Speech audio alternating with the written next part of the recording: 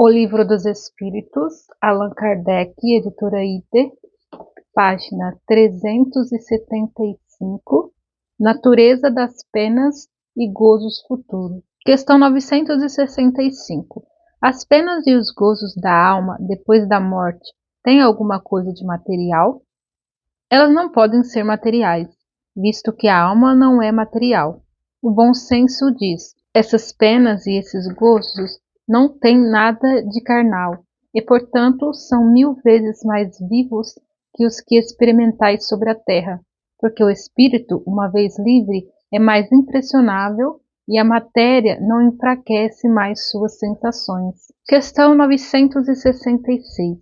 Por que o homem faz das penas e dos gozos da vida futura uma ideia frequentemente tão grosseira e tão absurda? Inteligência que não pôde ainda desenvolver bastante. A criança compreende como o adulto?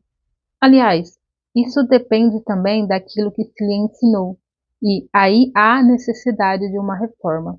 Vossa linguagem é muito incompleta para exprimir o que está em torno de vós. Por isso foram necessárias comparações, e são essas imagens e essas figuras que tomastes pela realidade. Mas à medida que o homem se esclarece, seu pensamento compreende as coisas que sua linguagem não pode exprimir. Questão 967. Em que consiste a felicidade dos bons espíritos? Conhecer todas as coisas, não ter nem ódio, nem ciúme, nem inveja, nem ambição, nem qualquer das paixões que fazem a infelicidade dos homens. O amor que os une é, para eles, a fonte de uma suprema felicidade. Eles não experimentam nem as necessidades, nem os sofrimentos, nem as angústias da vida material. São felizes do bem que fazem. De resto, a felicidade dos espíritos é sempre proporcional à sua elevação. Só os espíritos puros gozam, é verdade, uma felicidade suprema, mas todos os outros não são infelizes. Entre os maus e os perfeitos há uma infinidade de graus em que os gozos são relativos ao estado moral. Os que estão bastante avançados compreendem a felicidade dos que chegaram antes deles. A ela aspiram, mas é para ele objeto de emulação e não de ciúme. Sabem que deles depende alcançá-la e trabalham para este fim, mas com a calma da boa consciência, e são felizes por não terem que sofrer o que sofrem os maus. Questão 968. Colocais a ausência das necessidades materiais entre as condições de felicidade para os espíritos. Mas a satisfação dessas necessidades não é para o homem uma fonte de prazeres? Sim, os prazeres do animal, e quando não pode satisfazer essas necessidades, é uma tortura. Questão 969. O que é preciso entender quando se diz que os espíritos puros estão reunidos no seio de Deus e ocupados em lhe cantar louvores? É uma alegoria que pinta a inteligência que eles têm das perfeições de Deus, porque veem e o compreendem, mas que não é preciso mais prender a letra como muitas outras. Tudo na natureza, desde o grão de areia, canta, quer dizer, proclama o poder, a sabedoria e a bondade de Deus. Mas não creiais que os espíritos bem-aventurados estejam em contemplação durante a eternidade, pois isso seria uma felicidade estúpida e monótona. Seria mais a do egoísta, uma vez que sua existência seria uma inutilidade sem termo. Eles não têm mais as tribulações da existência corporal, já é um gozo. Aliás, como dissemos, eles conhecem e sabem todas as coisas e aproveitam a inteligência que adquiriram para ajudar o progresso dos outros espíritos. É uma ocupação e, ao mesmo tempo, um prazer. Questão 970. Em que consistem os sofrimentos dos espíritos inferiores? Eles são tão variáveis quanto as causas que o produziram, e proporcionais ao grau de inferioridade como os gozos o são para os graus de superioridade.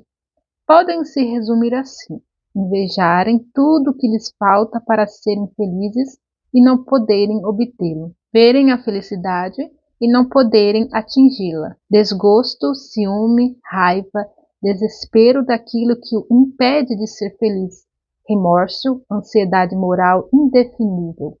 Eles têm o desejo de todos os prazeres e não podem satisfazê-los, e é o que os tortura. Questão 971. A influência que os espíritos exercem uns sobre os outros é sempre boa? Sempre boa da parte dos bons espíritos, claro, mas os espíritos perversos procuram desviar do caminho do bem e do arrependimento os que eles creem suscetíveis de se deixar arrastar, e que frequentemente arrastaram ao mal durante a vida. Assim, a morte não nos livra da tentação? Não, mas a ação dos maus espíritos é muito menor sobre os outros espíritos que sobre os homens, porque eles não têm por auxiliares as paixões materiais. Questão 972. Como fazem os maus espíritos para tentar os outros espíritos, visto que não dispõem do socorro das paixões? Se as paixões não existem materialmente, elas existem ainda no pensamento dos espíritos atrasados. Os maus mantêm esses pensamentos, arrastando suas vítimas para os lugares onde elas têm os espetáculos dessas paixões e tudo o que as pode excitar. Mas por que essas paixões, se já não têm mais um objeto real? É precisamente para o seu suplício. O avarento vê o ouro que não pode possuir, o debochado as orgias nas quais não pode tomar parte, o orgulhoso as honras que ele inveja e das quais não pode gozar. Questão 973. Quais são os maiores sofrimentos que podem suportar os maus espíritos? Não há descrição possível das torturas morais que são a punição de certos crimes. Mesmo os que as experimentam teriam dificuldades em vos dar uma ideia delas, mas seguramente a mais horrível é o pensamento de serem condenados para sempre. O homem faz das penas e dos gozos da alma depois da morte uma ideia mais ou menos elevada, segundo o estado de sua inteligência. Quanto mais ele se desenvolve, mais essa ideia se depura e se liberta da matéria. Ele compreende as coisas sob um ponto de vista mais racional e deixa de prender à letra as imagens de uma linguagem figurada. A razão mais esclarecida, nos ensinando que a alma é um ser todo espiritual, nos diz por isso mesmo que ela não pode ser afetada pelas impressões que não agem senão sobre a matéria. Mas não se segue disso que esteja isenta de sofrimentos, nem que não receba a punição de suas faltas. As comunicações espíritas têm por resultado nos mostrar o estado futuro da alma, não mais como uma teoria, mas como uma realidade. Elas colocam sob nossos olhos todas as peripécias da vida do além-túmulo, mas nos mostram ao mesmo tempo como consequências perfeitamente lógicas da vida terrestre. E ainda que liberto do aparelho fantástico criado pela imaginação dos homens, elas não são menos penosas para aqueles que fizeram mau uso de suas faculdades. A diversidade dessas consequências é infinita, mas pode-se dizer em tese geral, cada um é punido naquilo em que pecou. É assim que uns o são pela visão incessante do mal que fizeram, outros pelos desgostos, pelo medo, pela vergonha, pela dúvida, pelo isolamento, pelas trevas, pela separação dos seres que lhes são caros e etc. Questão 974. Qual a origem da doutrina do fogo eterno? Imagem, como tantas outras coisas, tomada pela realidade.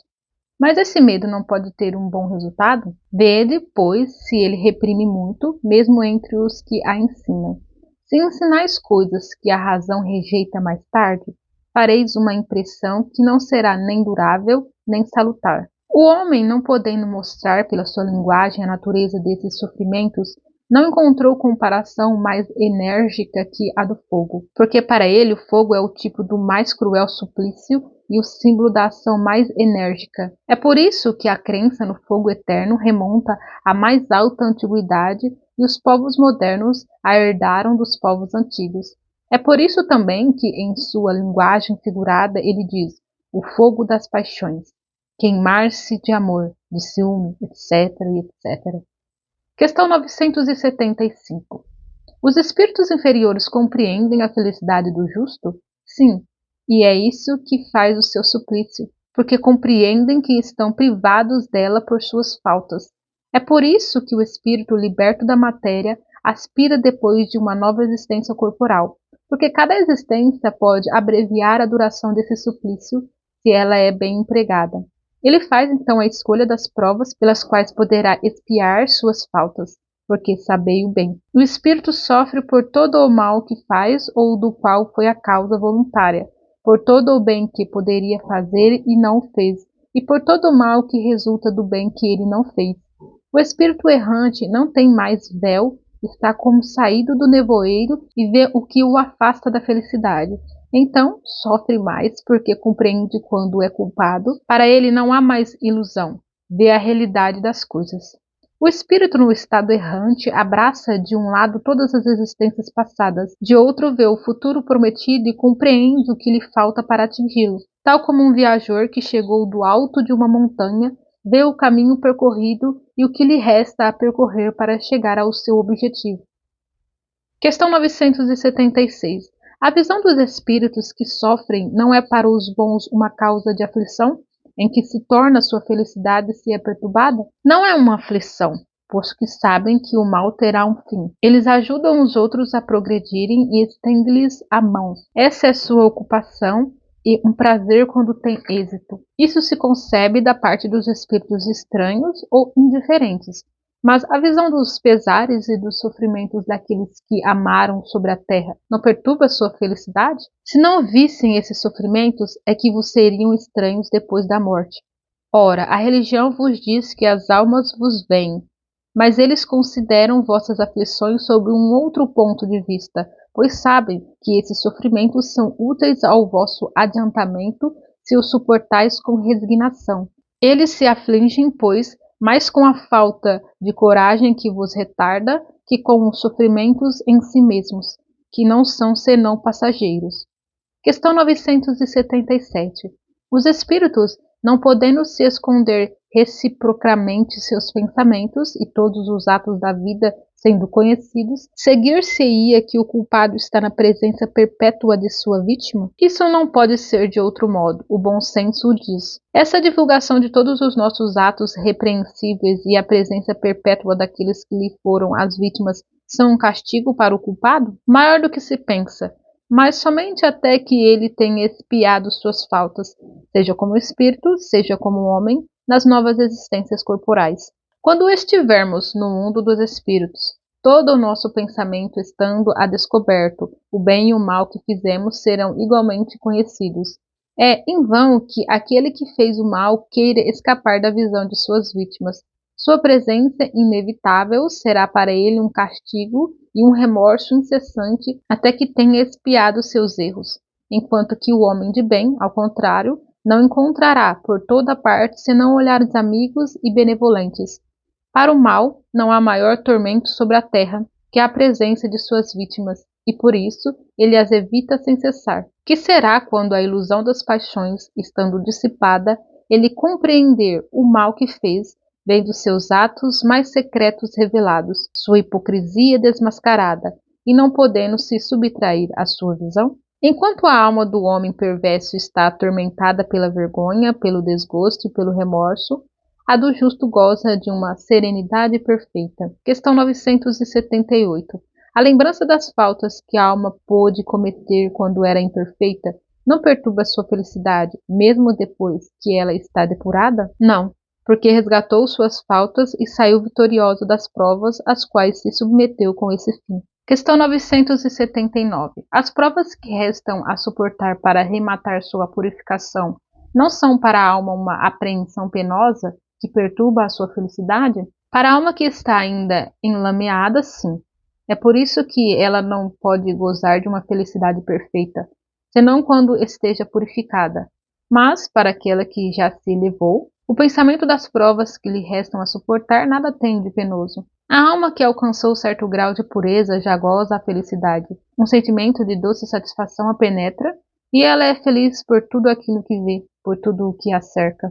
O véu se levanta para ela sobre os mistérios e as maravilhas da criação, e as perfeições divinas lhe aparecem em todo o seu esplendor. Questão 980. O laço simpático que une os espíritos da mesma ordem é para eles uma fonte de felicidade? A união dos espíritos que se simpatizam para o bem é para eles uma das maiores alegrias, porque não temem ver essa união perturbada pelo egoísmo. Eles formam no mundo inteiramente espiritual famílias com o mesmo sentimento, e é nisso que consiste a felicidade espiritual, como no seu mundo vos agrupais em categorias e sentis um certo prazer quando vos reunis. A afeição pura e sincera que experimentam e da qual eles são objeto é uma fonte de felicidade, porque lá não há falsos amigos nem hipócritas. O homem sente as premissas dessa felicidade sobre a terra quando encontra almas com as quais pode se confundir numa união pura e santa. Em uma vida mais depurada, essa alegria será inefável e sem limites, porque não reencontrará senão almas simpáticas que o egoísmo não arrefece. Porque tudo é amor na natureza, é o egoísmo que o mata. Questão 981. Há para o estado futuro do espírito uma diferença entre aquele que, em vida, teme a morte e aqueles que a vê com indiferença e mesmo com alegria? A diferença pode ser muito grande. Entretanto, frequentemente ela se apaga diante das causas que dão esse temor ou esse desejo. Quer a tema, quer a deseje, pode-se estar movido por sentimentos muito diversos, e são esses sentimentos que influem sobre o estado do espírito. É evidente, por exemplo, que naquele que deseja a morte unicamente porque vê nela o termo de suas tribulações, é uma espécie de murmuração contra a providência e contra as provas que deve suportar. Questão 982. É necessário fazer profissão de fé espírita e de crer nas manifestações para assegurar nossa sorte na vida futura? Se fosse assim, seguir-se-ia que todos aqueles que não creem ou que não tiverem os mesmos esclarecimentos são deserdados, o que seria absurdo. É o bem que assegura a sorte futura. Ora, o bem é sempre o bem, qualquer que seja o caminho que a ele conduz.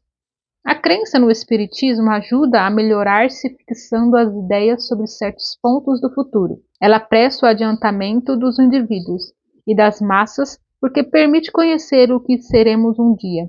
É um ponto de apoio, uma luz que nos guia.